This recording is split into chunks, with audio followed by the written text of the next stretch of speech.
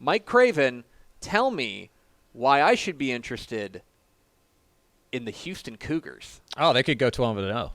Right? Like, well, there's a selling point. Yeah, I mean, Houston has a legitimate shot to be the Cincinnati of 2022, right? Like, they don't play Cincinnati in their regular season schedule. If they were to face the Bearcats, it would be in the AAC championship game.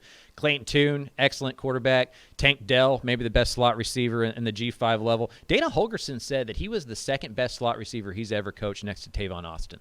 That's high praise. Because Tavon Austin was incredible. And Dana Holgorsen is an inside receivers coach by trade. Like, that's what he was for Mike Leach, right? Like, that's who he is, right? So he's coached a lot of good slot receivers, including like Wes Welker, Danny Amendola, all those guys, right, that played for the Patriots. So he knows slot receivers. Tank Dell's going to be really good at that. But if they can get through the road games at Texas Tech and at UTSA, like, they have a legit shot to be undefeated. And if so, like, crash that college football playoff party if things work out right. You know, like, as long as there's not, you know, multiple undefeated, you know, FBS champions out there or Power 5 champions out there. So I think offensively they're going to score 40-plus points a game, right? It's a Dana Holgorsen offense. They have talent everywhere. Doug Belk is the best young defensive mind in this country. He turned down the Notre Dame defensive coordinator job to stay at Houston, right? He's an over $1 million a year DC who's going to be a head coach sooner rather than later, to the point where Holgorsen, and I think this is funny because I know Holgorsen is doing this to help Doug Belk's career, but also so Dana Holgorsen doesn't have to do it as much. But one of the week's press conferences that happens every week for Houston, Coach Belk just does it.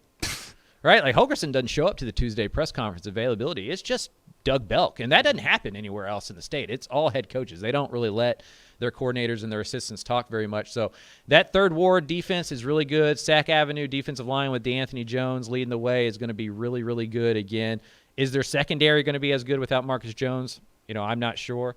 But I do think they're the most intriguing G5 team in the country, probably, in terms of, like, the team most likely to crash that college football playoff party. That's probably the big question. If you're asking me what the big question for Houston going forward is can the secondary hold up? If the secondary holds up, like, I think you're exactly right. Every game on that schedule, I think you make an argument that right now, and I know you're a betting man, would they be favored? Are they favored in every game they play this year?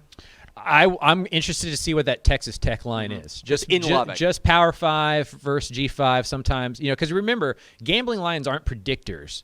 Yeah. They're a way to get half the money on both teams, right? And, like, people still have that G5 versus Power 5 kind of stigma.